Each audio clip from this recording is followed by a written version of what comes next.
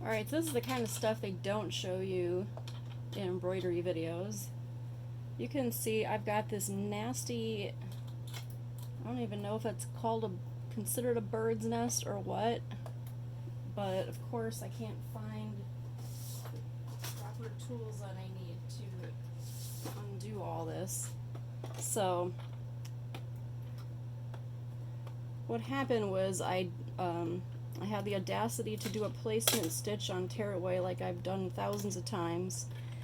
But this is a new to me machine, and evidently it doesn't like that occasionally.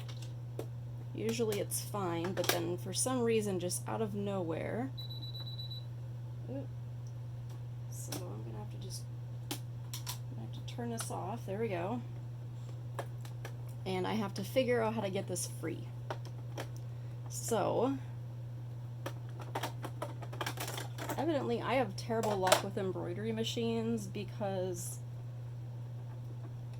other than the very first one I ever got, which was a Brother SE 400, which is literally the cheapest one you can possibly buy new, yeah, other than that one, I just have issues with these things.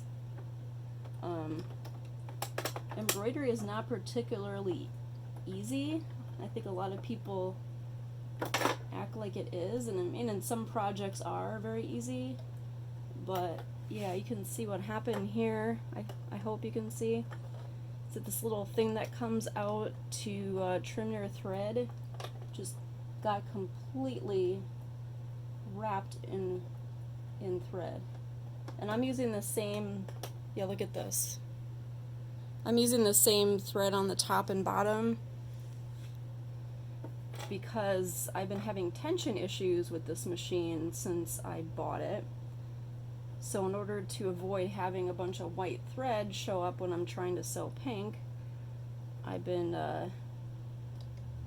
using the same thread on my bobbin as a workaround, which in theory should not even be an issue, because this is what you would do if you were making freestanding lace. Alright, let's try turning it back on and seeing what happens. So I have replaced this. This is brand new. Turn off the power and replace the needle plate. Okay, well it did retract, so I guess I can do that. Alright, so anyway, this is new. It appears undamaged. It's the purple one, which was recommended to me for embroidery.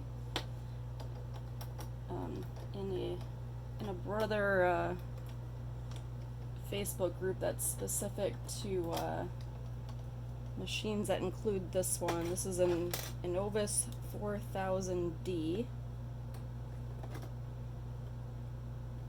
The D stands for Disney, which is ironic because not only do I not like Disney, but I live in Florida and don't like Disney.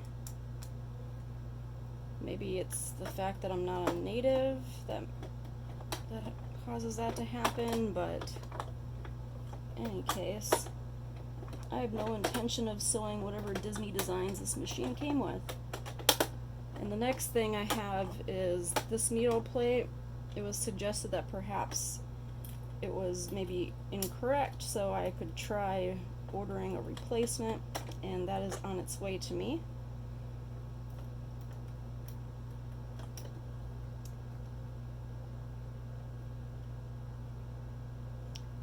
So in my attempt to save money by purchasing a used machine, I've ended up spending a bunch of money that I hadn't anticipated, so this is the sort of thing that you deal with when you buy a used machine.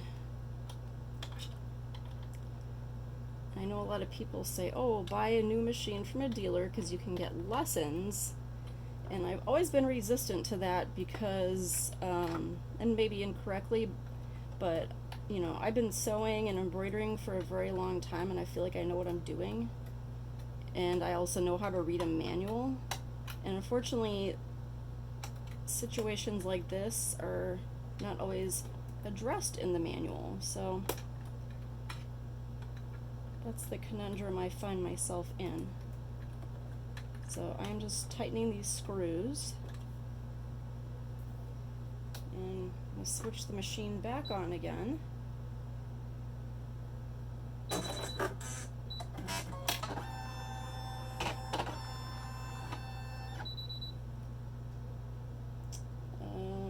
Sure, I'll recall. Alright, so I guess in theory one thing I could try is to put in a different bobbin, except as I mentioned earlier, I keep having tension issues. So if I change my bobbin, then I'm going to have white mixed with bright pink thread, which is definitely not what I want either. So let's put this little plate back on and try again.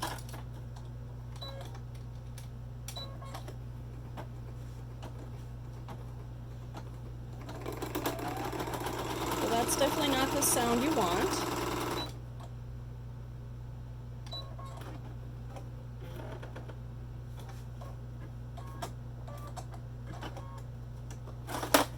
And we're back to exactly where we were before. Look at that. How very special. Alright, so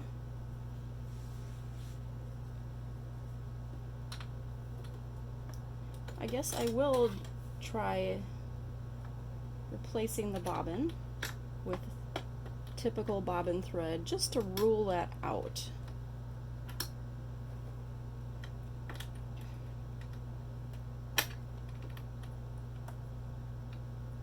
So, and in the same vein, in regards to multi-needle machines, like the commercial ones, like not your Brother or your Baby Lock multi-needles, but the commercial ones, the big selling point is you can do your own maintenance.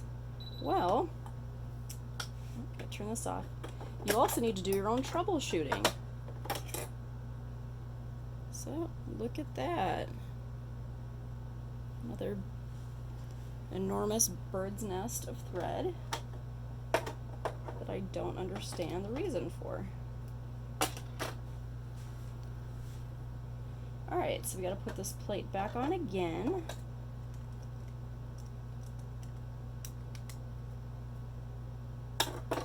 Oops.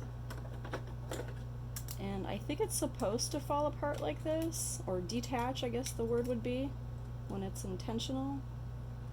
But, yeah, I have to think there is a better way of doing this, because this is really difficult. And, you know, I'm someone with, I would probably say, average fine motor skills.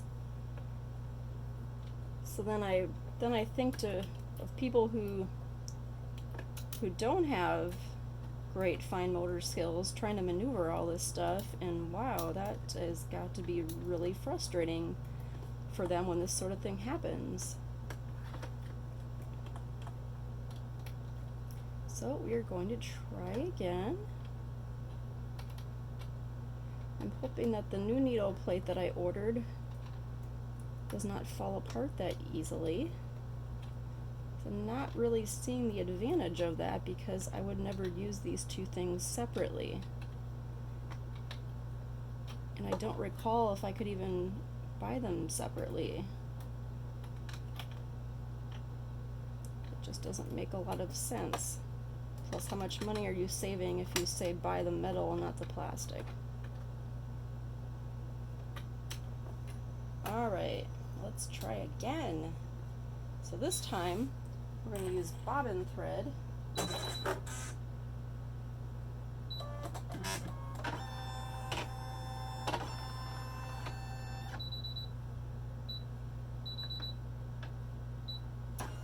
Alright, so let's put in our bobbin thread, put the little cover back on,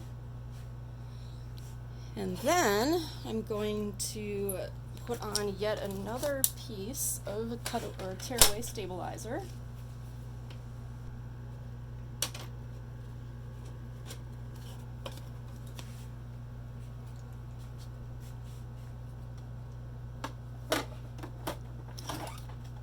Yeah, this is one of the reasons why I just went back to sewing, because I don't have this kind of issue. See, it's already not sewing right.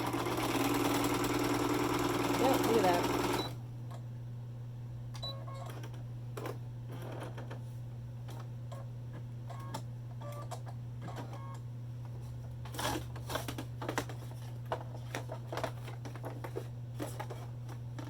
Alright, and this, my friends, is why I stopped doing made-to-order items in my Etsy shop. Because imagine the stress that I would be feeling in addition to this if I had to make these for an open order. I was only trying to replenish my inventory. So, fortunately, I have the ability to just say screw it and go do something else today, instead of pulling my hair out or posting in desperation in various Facebook groups hoping that there's someone who just can magically figure out what's going on and help me figure it out from afar.